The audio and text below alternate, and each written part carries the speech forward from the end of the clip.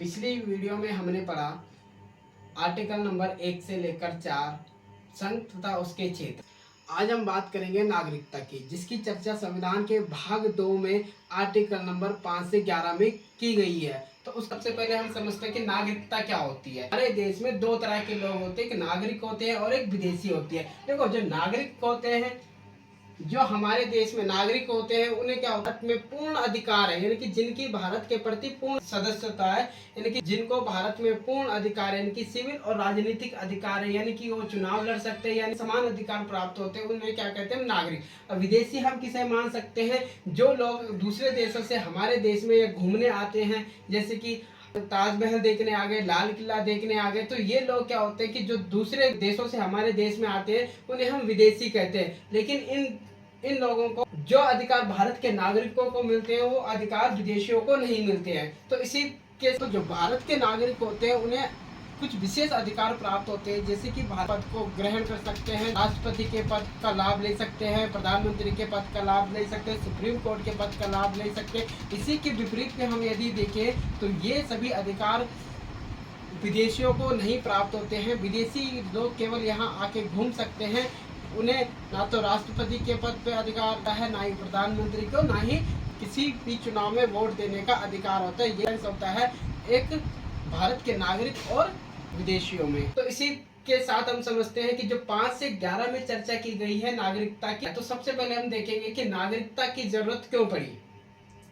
देश आजाद हुआ, तो देश का आजाद होने के बाद देश में विभाजन हो गया। हमारा राष्ट्र दो भागों में बंट गया, पाकिस्तान और भारत। और पाकिस्तान भी दो हिस्सों में बंट गया, पूर्वी पाकिस्तान और पश्चिमी पाकिस्तान। 1971 में जब भारत पाकिस्तान का युद्ध हुआ, तो भारत के सिपाहियों ने पाकिस्तान आर्मी को इस कदर युद्ध में हराया कि उन्होंने पश्चिमी पाकिस्तान हुआ करता था, उसे आज हम बांग्लादेश के नाम से जाना है। ठीक है। फिर 26 जनवरी 1950 को संविधान लागू हुआ, में ये शर्त रखी गई, उनके अनुसार हम भारत के नागरिक हो सकते हैं। तो सबसे पहले हम देखते हैं, पहला 26 जनवरी 1950 की शर्तें क्या क्या है।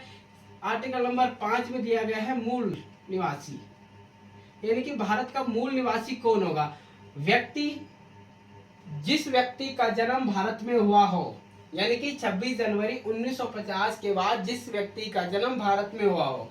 अब एग्जाम्पल लेते हैं, हमारे पिता के पिता, यानी कि हमारे जो फादर होंगे, उनके फादर के जन्म के आधार पे ही उनको नागरिकता मिली है, और हमें उनके आधार पे नागरिकता मिली है। यदि माता पिता में से किसी एक का जन्म भारत में हुआ हो, यानी कि यदि वो माना सपोज दैट कोई बच्चा ब्रिटेन में हुआ हो, लेकिन उसके माता या पिता का जन्म यदि भारत में हुआ है, उसे भी हम उस बच्चे को भी हम क्या कह सकते हैं, भारतीय नागरिक है। अब संविधान लागू करने से 5 वर्ष पूर्व, यानी कि 1945 से जो भारत में रह चुका है, यानी कि 1945 में जो भारत में रहता है, उसे भी हम भारत का नागरिक मान सकते हैं। अब देखो, ये तीनों कंडीशनें सेटिस्फाइड नहीं होनी चाहिए। इन तीनों कंडीशनों में एक कंडीशन में अगर सेटिस्फाइड हो जाती है, यानी कि इन तीनों शर्तों में से अगर एक भी शर्त हो जाती है, तो उसे हम भारत का नागरिक कहते हैं। ये उस टाइम की शर्तें थी, 1950 की शर्तें थी, यानी कि संविधान लागू हुआ था, ये उस टाइम की शर्तें थी। अब देखते हैं हम नंबर 6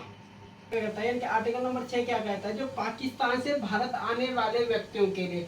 अब भारत आने, यानी कि कुछ लोग स्वतंत्रता, जैसे हमारे पास विभाजन हुआ, तो कुछ लोग भारत आना चाहते हैं, यानी कि पाकिस्तान से भारत आना चाहते हैं। अब सबसे पहले हम समझते हैं कि 19 जुलाई 1948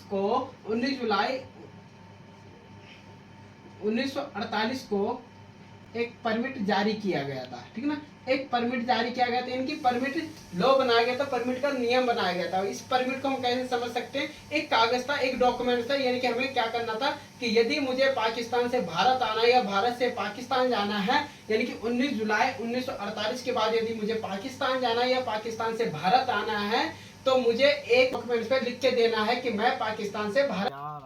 हम समझ सकते हैं, यदि कोई स्टूडेंट किसी कारणवश स्कूल के बीच में ही, यानी कि स्कूल के टाइम के बीच में ही घर आना चाहता है, तो वो स्कूल के प्रिंसिपल को क्या करता है, एक एप्लीकेशन लिखता है। तो यही एप्लीकेशन क्या है, इसी तरह हम समझ सकते हैं कि जो परमिट है वो एक एप्लीकेशन है। 1948 से पहले यदि कोई भारत आता है, पाकिस्तान से भारत लौट जाता है, तो उसे कोई भी परमिट की आवश्यकता नहीं होती, यानी कि उसे कोई भी नियम की आवश्यकता नहीं होती है। वो खुद क्या हो जाता है, भारत का नागरिक बन जाता है। लेकिन जो 1948 के बाद भारत आता है उसे पंजीकरण करना पड़ेगा, और पंजीकरण के 6 पंजीकरण यानी कि प्रार्थना पत्र देना पड़ेगा, एप्लीकेशन देनी पड़ेगी, और एप्लीकेशन के 6 महीने वेट करने पड़ेंगे, और 6 महीने बाद उसे भारत की नागरिकता मिलेगी। सपोज अब देखो 1948 से पूर्व जो लोग भारत आए होंगे उन्हें इस चीज की कोई जरूरत नहीं पड़ी। क्यों नहीं पड़ी? क्योंकि देखो 19 जुलाई हमने पिछले आर्टिकल में पढ़ा था कि हमने 5वें आर्टिकल में पढ़ा कि वे लोग भारत के नागरिक हो सकते हैं जो संविधान लागू होने से 5 वर्ष पूर्व पहले भारत में रह चुके हैं, यानी कि 5 वर्ष पूर्व, यानी कि 47 में हमारा देश आजाद हुआ। ये नियम किस पे लागू होता है? जो 1948 के बाद भारत आए होंगे उन्हें पंजीकरण करना पड़ता था, और पंजीकरण के बाद बोला जाता था कि आप 6 महीने रुके, और 6 महीने के बाद आपको भारत की नागरिकता मिल जाएगी। अब देखो आर्टिकल नंबर 7 क्या कहता है कि 1 मार्च 1947 के बाद कुछ लोग भारत से पाकिस्तान चले गए, ठीक है, लेकिन कुछ टाइम बाद वो पाकिस्तान से फिर भारत रहने के लिए आ गए। वे लोग भी भारत के नागरिक बन सकते हैं, लेकिन उन्हें जब भारत लौटे तो उन्हें पहले रजिस्ट्रेशन करवाना पड़ेगा, पंजीकरण करवाना पड़ेगा, और पंजीकरण के 6 महीने बाद उन्हें भारत की नागरिकता मिलेगी, ठीक है। लेकिन ये क्या है, 1 मार्च 1947 यानी कि 1 मार्च 1900 भारत से पाकिस्तान गए होंगे, उन्हें लगा होगा कि पाकिस्तान बहुत अच्छा है और वहाँ हमें खुली छूट यानी कि पूरे पूर्ण अधिकार मिलेंगे। लेकिन उन लोगों के साथ इतनी मारपीट हुई, इतनी जिल्लत सहनी पड़ी कि वो पाकिस्तान से भारत वापस लौटे, और फिर उन्हें भारत की नागरिकता प्राप्त हुई, और उन्हें पहले 6 महीने पहले उन्हें पंजीकरण के 6 महीने बाद उन्हें भारत की नागरिकता मिल सकती है। Article number 7। अब बात करते हैं आर्टिकल नंबर 8। जो व्यक्ति बाहर रहता है, जो व्यक्ति बाहर है, यानी कि जो व्यक्ति बाहर रहा होगा, विभाजित भारत था, तब उस टाइम यदि कोई व्यक्ति इंडिया से बाहर रहा यानी कि राष्ट्र से बाहर रहा तो उसे भी नागरिकता मिल सकती है, यदि उसके दादा दादी या माता पिता में से कोई भारत का नागरिक हो, तो इस आधार पर उस व्यक्ति को भारत की नागरिकता मिल सकती है। अब देखो हम बात करते हैं आर्टिकल नंबर 9 की। अभी तक जो हमने 5, 6, 7, 8 आर्टिकल पढ़े, वो आर्टिकल भारत की नागरिकता दी जा रही है। वो आर्टिकल 5, 6, 7, 8 आर्टिकल हमें बताते हैं हमें किस प्रकार से नागरिकता दी जाती है। लेकिन इसके बाद अब कोई चीज देनी है तो अगर कोई उसका दुरुपयोग करता है या फिर उसका कोई मिसयूज करता है तो उस चीज को लेना भी पड़ता है। तो उस लेने के लिए कैसे लॉस कर सकता है, इसके बारे में हम चर्चा करेंगे आर्टिकल नंबर 9, 10, 11 में, ठीक है। तो 9 आर्टिकल कहता है कि यदि कोई व्यक्ति स्वेच्छा से, अपनी इच्छा से भारत की नागरिकता को त्याग देता है यानी अन्य देश की नागरिकता को ग्रहण करता है, तो वो खुद ब खुद भारत की नागरिकता समाप्त हो जाती है। यानी कि किस प्रकार से भारत की नागरिकता समाप्त होगी, तो यदि वो अपनी स्वेच्छा से किसी अन्य देश की नागरिकता लेता है। अब आर्टिकल नंबर 10वां आर्टिकल नंबर 10 की बात करते तो आर्टिकल नंबर 10 कहता है कि किसी भी व्यक्ति की नागरिकता तब तक नहीं छीनी जाती है जब तक वो विधि के विरुद्ध कुछ विपरीत कार्य ना करे। यानी कि जो भी हमारे संविधान में लिखा होगा और यदि उसके विपरीत जब तक वो कोई कार्य नहीं करता है तब तक किसी भी व्यक्ति की नागरिकता छीनने का अधिकार नहीं होता है। जैसे कि विधि के विपरीत से हम क्या तात्पर्य है कि वो कभी में लड़ाई हो रही है और पाकिस्तान के नारे लगा रहा है, अपने देश का विरोध कर रहा है, तो ऐसी कंडीशन में संसद को अधिकार है कि किसी भी व्यक्ति की नागरिकता को छीन सकती है। और 11वां कहता है कि संसद को अधिकार है कि व्यक्ति को नागरिकता दे सकता है या फिर उस व्यक्ति की नागरिकता को समाप्त करता है। तो ये हमारे पास आर्टिकल नंबर 5 से 11 थे।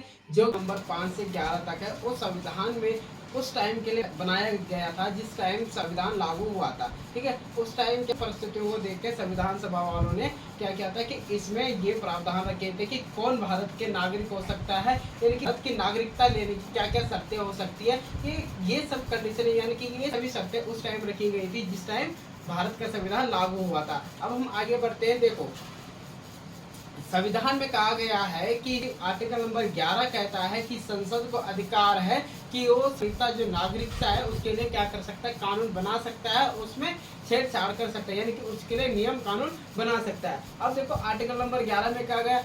अब इसके बाद चलते हैं हम आर्टिकल नंबर 11 में, जब संविधान में कहा गया। अब जब 1950 में जब संविधान लागू हुआ था, देखिए 1955 में एक नागरिकता अधिनियम लागू किया गया, जिसे हम नागरिकता अधिनियम, जो पहला अधिनियम था उसे ही हम क्या कहते हैं, नागरिकता अधिनियम 1955 के नाम से जानते हैं।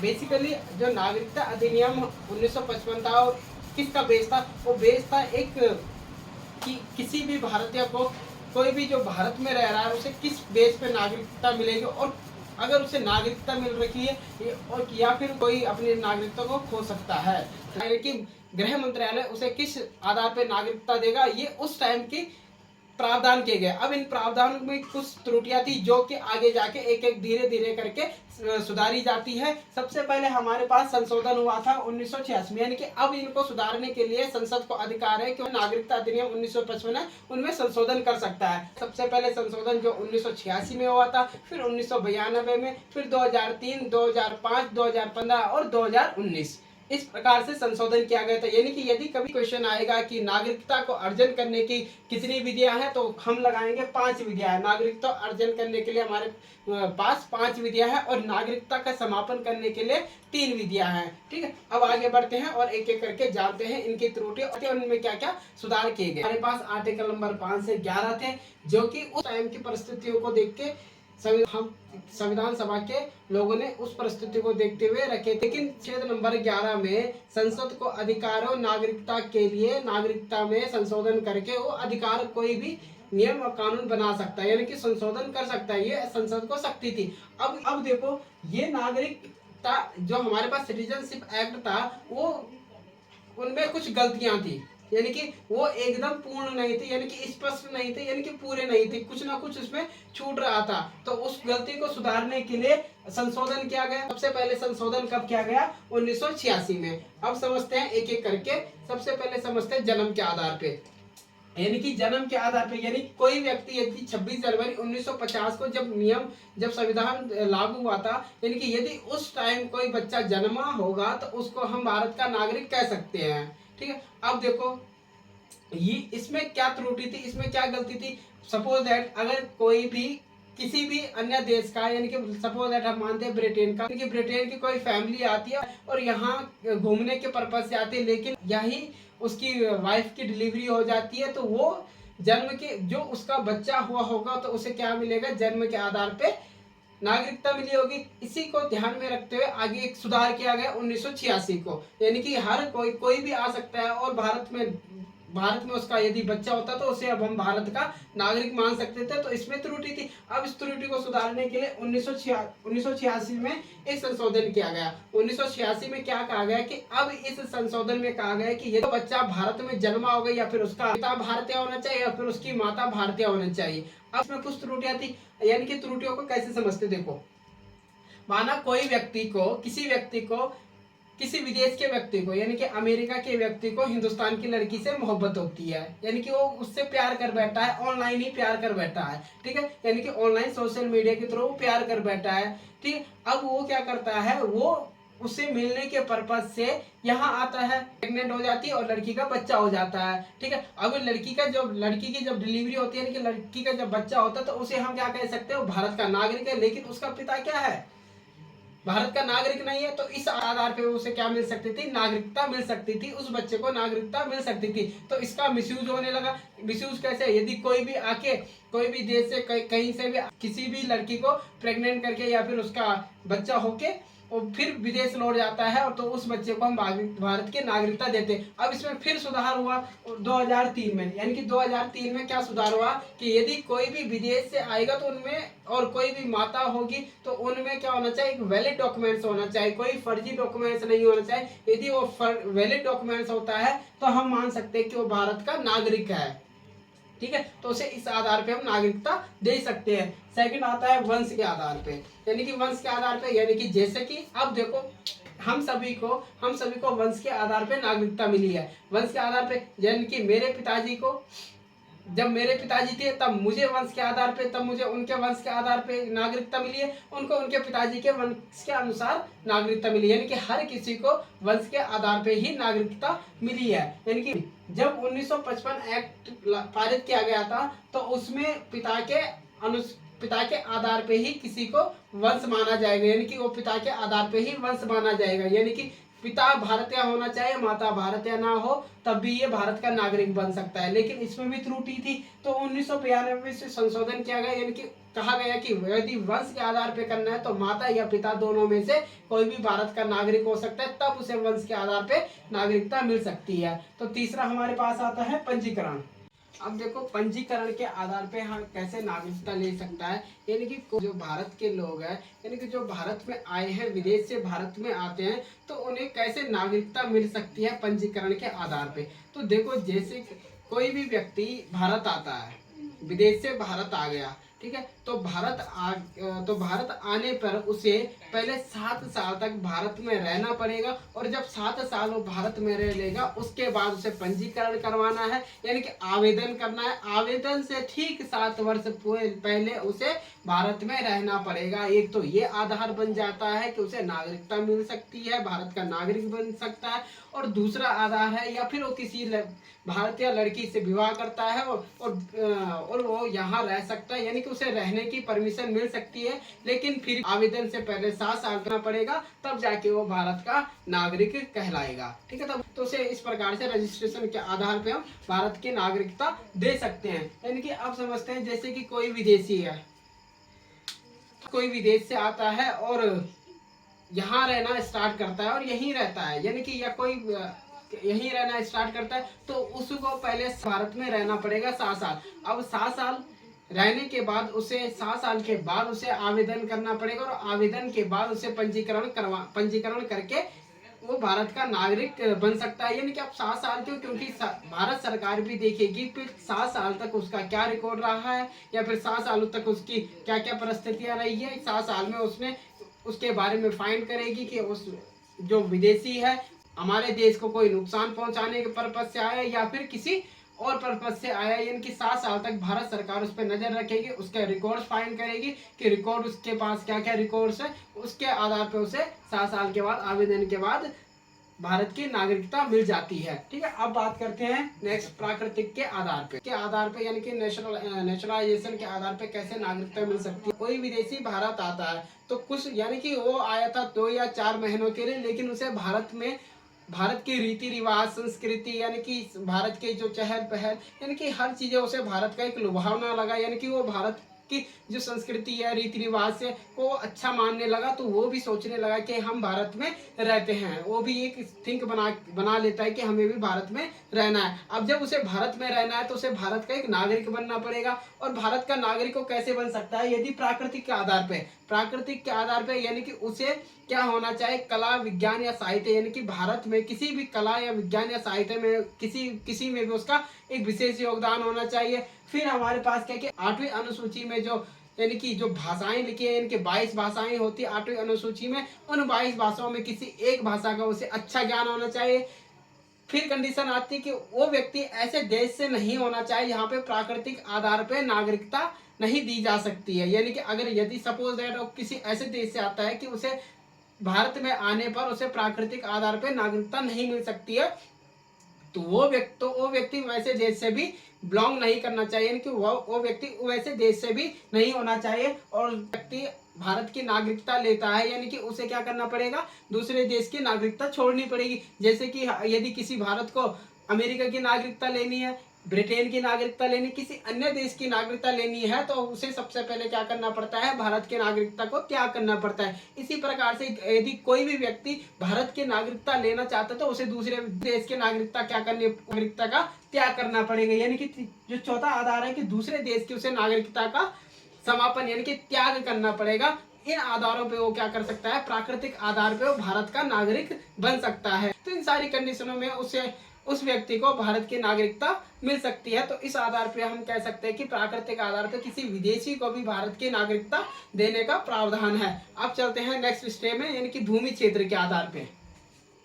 5वां स्टेप है अब देखो भूमि क्षेत्र से क्या मतलब, जैसे कि कोई भी देश भारत में सम्मिलित नहीं है और यदि उसे भारत में सम्मिलित किया जाता है, जैसे कि सिक्किम भारत का हिस्सा नहीं था तो उसे भारत का हिस्सा बनाया गया। जब 16 मई 1975 को उसे भारत का हिस्सा बना दिया गया, तब उसे क्या कहा गया कि उसे भूमि, अब ऐसा तो नहीं हो सकता कि हम उसे नागरिकता नहीं दे सकते, तो उसे भी इस आधार पर, यानी कि उसे का भारत का हिस्सा बनाया गया तो उसे इस आधार पर भी हम नागरिकता दे सकते हैं। जैसे पांडिचेरी का भी एग्जाम्पल हम ले सकते हैं, तो उसे भी हम क्या कर सकते हैं, एक भारत की नागरिकता दे सकते हैं, यानी कि वो नागरिकता के लिए एलिजिबल है। तो ये सारी कंडीशनें क्या थी, एक भारत के जो नागरिकता अर्जन करने की विधियां थी, और ये क्राइटेरिया है कि आप भारत के नागरिक किन किन आधारों पे के लिए, यदि आप जन्म से हैं तो आपको कौन से आधार आपको फॉलो करने हैं, यदि आप पंजीकरण के द्वारा लेना चाहते हैं, कोई विदेशी है तो पंजीकरण के द्वारा लेना चाहते हैं तो उसके लिए क्या क्राइटेरिया है, कोई व्यक्ति यदि प्राकृतिक आधार पे लेता है तो उसके लिए क्या क्राइटेरिया है, या फिर कोई व्यक्ति यदि हमारे पास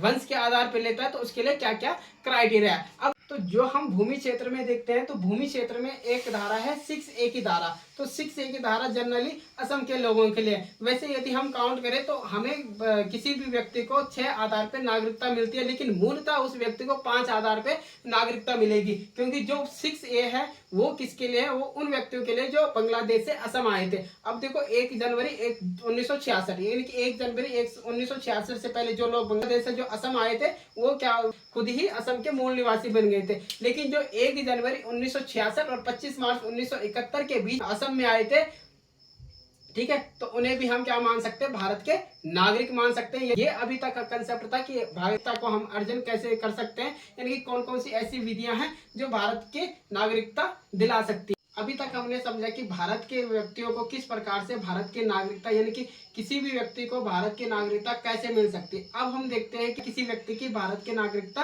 कैसे समाप्त हो सकती है। तो ये 3 विधियां हैं जो भारत की नागरिकता को समाप्त कर सकती है। पहले विधि है अपनी इच्छा से, यानी कि यदि कोई व्यक्ति अपनी इच्छा से भारत की नागरिकता को त्यागना चाहता है तो वो अपनी इच्छा अनुसार भारत की नागरिकता त्याग सकता है। जैसे कि हम एग्जांपल लेते हैं, यदि कोई भी व्यक्ति, भारत का व्यक्ति अमेरिका में सेटल होना चाहता है, ब्रिटेन में सेटल होना चाहता है, तो यानी कि वो दूसरे देश में सेटल होना चाहता है, तो उसे अपनी इच्छा अनुसार भारत की नागरिकता त्याग सकता है, उसे यह अधिकार है। ठीक है। अब सेकंड आता है बर्खास्त, यानी कि यदि कोई व्यक्ति भारत के विरुद्ध आवाज उठाता है, यानी कि कोई राष्ट्र के विरुद्ध, किसी विधि के विरुद्ध, यानी कि हमारे संविधान के विरुद्ध अगर आवाज उठाता है तो ऐसे उस व्यक्ति को नागरिकता से बर्खास्त कर सकता है। तीसरी विधि आती है वंचित, यानी कि यदि कोई भी व्यक्ति फ्रॉड तरीके से भारत में आता है, यानी कि कोई फर्जी डॉक्यूमेंट से लेकर कोई फर्जी पासपोर्ट लेके भारत में आता है, तो संसद को पूर्ण अधिकार है कि वो उस व्यक्ति को भारत की नागरिकता से वंचित